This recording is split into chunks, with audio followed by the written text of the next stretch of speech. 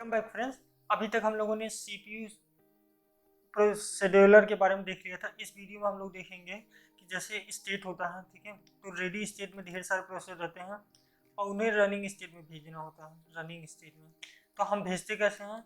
CPU scheduler का use करके, यहाँ से यहाँ तक सीपीयू शेड्यूलर का यूज करके।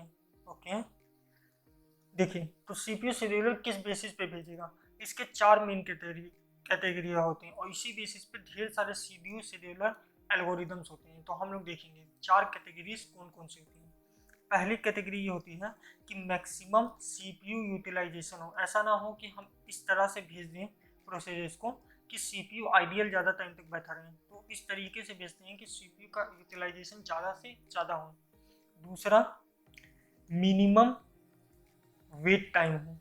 वेट टाइम का मतलब क्या होता है, इसको एक एग्जांपल से समझिए। जैसे मान लीजिए कोई प्रोसेस यहाँ 10 बजे आया, ठीक है, 10 बजे, और यहाँ से 10:30 पे जा रहा है, ठीक है। तो पहले यहाँ पर आया 10 बजे, 2 मिनट यहाँ पर वेट किया, फिर 10:07 पे इसको यहाँ 10:02 पे यहाँ पर इसको चांस मिला, फिर 5 मिनट काम किया, फिर यहाँ पर आ गया 2 मिनट के लिए, ठीक है, फिर 5 मिनट यहाँ काम किया, फिर 2 मिनट के लिए ऐसे आ गया, ऐसे ऐसे करके ये 4 बार यहाँ पर आया। तो इसने कुल मिला के 8 मिनट तो वेटिंग क्यू में काम किया ना, रेडी क्यू में काम किया, वेट किया। तो 8 मिनट क्या हुआ, इसका वेटिंग टाइम हो गया। वेटिंग टाइम बेसिकली क्या होता है कि जब शेड्यूलर घुसा और जब निकला, ठीक है, अंदर आया रेडी क्यू में और जब अंत में वो गया, ठीक है, तो उसमें से सीपीयू का अगर हम टाइम निकाल दें, सीपीयू का टाइम निकाल दें जितना टाइम उसने काम किया, तो जो बचा हुआ है उसने तो वो रेडी क्यू में सिर्फ वेटिंग किया ना, तो वेटिंग टाइम को हमें मिनिमम से मिनिमम रखना चाहिए। और क्या, उसके अलावा होता है minimum turn around time. Turn around time क्या होता है, देखिए पिछले पिछले एग्जाम्पल समझिए।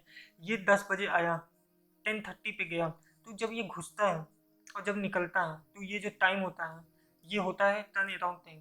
टर्न अराउंड टाइम क्या होता है, एंट्री टाइम और एग्जिट टाइम, इन दोनों का डिफरेंस जो होता है वो टर्न अराउंड टाइम। तो यहाँ पर टर्न अराउंड टाइम कितना हो गया, 30 मिनट। 30 मिनट। उसके अलावा मिनिमम हमें रखना पड़ता है, एक और चीज़ मिनिमम रखना पड़ता है, रिस्पॉन्स टाइम। अब रिस्पॉन्स टाइम क्या होता है, इसे मिनिमम रखने का क्या मतलब होगा?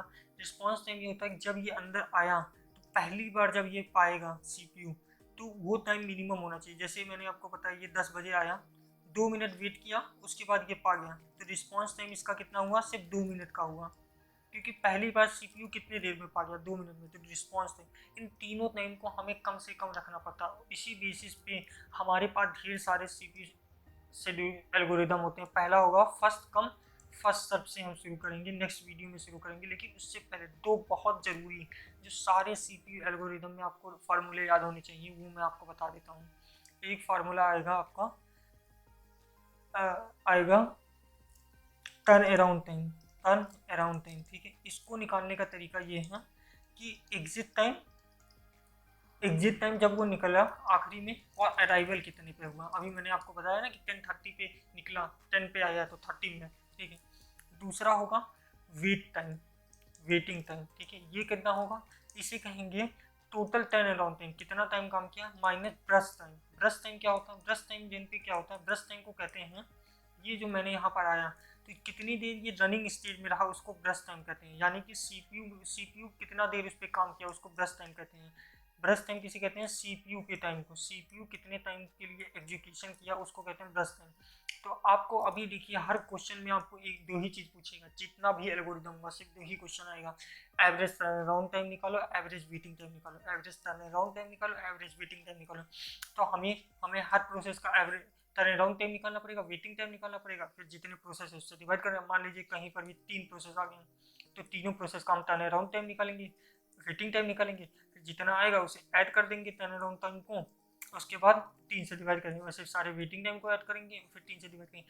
तो आपको वेटिंग टाइम और टर्न अराउंड टाइम का फार्मूला पता होना चाहिए, ये सबसे इंपॉर्टेंट फार्मूला है। जब भी क्वेश्चन आएगा आप देखिएगा उसमें अराइवल टाइम दिया होगा, आपको क्या दिया होगा, अराइवल टाइम दिया होगा और बस टाइम दिया होगा। आपको सबसे पहले एग्जिट टाइम फाइंड करना पड़ेगा, टर्न अराउंड टाइम फाइंड करना पड़ेगा, और फिर उसी के हिसाब से सारे क्वेश्चन लगेंगे। सारे क्वेश्चन सेम टाइप के होते हैं, बस अलग अलग एल्गोरिदम में अलग अलग तरीके से फाइंड होता है। तो हम लोग एल्गोरिदम नेक्स्ट वीडियो से देखना शुरू कर देंगे क्या होता है कैसे होता है। तब तक के लिए गुड बाय। आप ये दोनों फार्मूला अच्छे से याद कर लीजिए, आप इस वीडियो को अच्छे से देख लीजिए, turn around time, waiting time, response time क्या होता है, ब्रश टाइम क्या होता है, ब्रश टाइम आपको बता दिया, जो CPU में बिताया गया टाइम होता है उसी को ब्रश टाइम कहते हैं एग्जीक्यूशन में। Turn around time total time हो गया, वेटिंग टाइम जितना देर वो वेट करेगा, एग्जिट टाइम जब वो टर्मिनेट हो जाएगा प्रोसेस एग्जिट हो जाएगा, अराइवल टाइम वो कब एंट्री लेता है, रिस्पॉन्स टाइम सबसे पहली बार उसको कब रिस्पॉन्स मिलेगा। वैसे रिस्पॉन्स टाइम उतना ज़्यादा काम नहीं आएगा, कोई भी क्वेश्चन सॉल्व करते समय शायद ही रिस्पॉन्स टाइम का उतना काम आएगा, लेकिन बाकी सारे टाइम्स के बहुत काम आएंगे।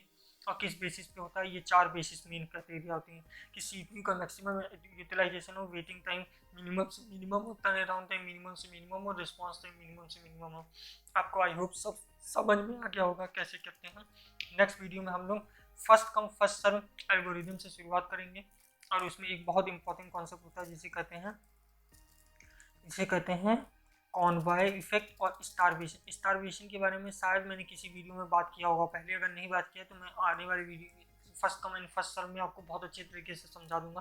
कॉनवॉय इफेक्ट और स्टारवेशन दोनों एक ही चीज़ होता है, लेकिन क्या होता है इसको मैं अगले वीडियो में समझाऊंगा, जो फर्स्ट कम फर्स्ट सर्व समझाऊंगा। और ढेर सारे अब क्वेश्चंस लगने शुरू हो जाएंगे। अभी तक हमने थ्योरी पढ़ लिया, अब आगे की वीडियोस में सिर्फ क्वेश्चन ही क्वेश्चन होंगे, थोड़ा सा थ्योरी फिर question, theory question, theory question, यही होगा। तो नेक्स्ट वीडियो में देखते हैं, तब तक के लिए गुड बाय।